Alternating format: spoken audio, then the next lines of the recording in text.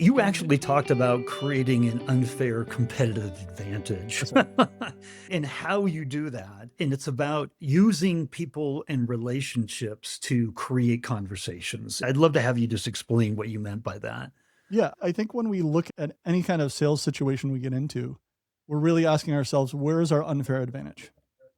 And the reason we ask this is not like manipulation or like how do we do anything negative. Instead, it's a separate the product from the conversation.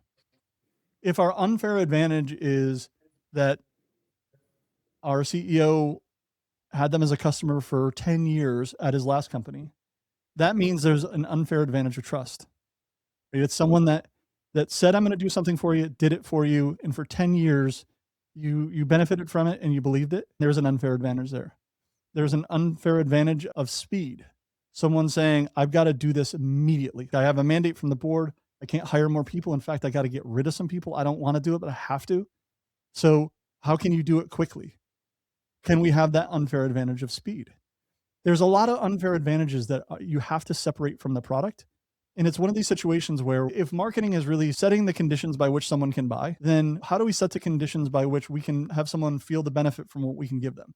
To me, like, that's the unfair advantage because they're not gonna get that on 2 battle cards. They're not gonna get it from an analyst firm. It's gotta be more than that. Like I said before, none of this is easy and it takes a lot of effort, but I think you need effort, you need time, you need investment to have an advantage that goes beyond what you can see on someone's website.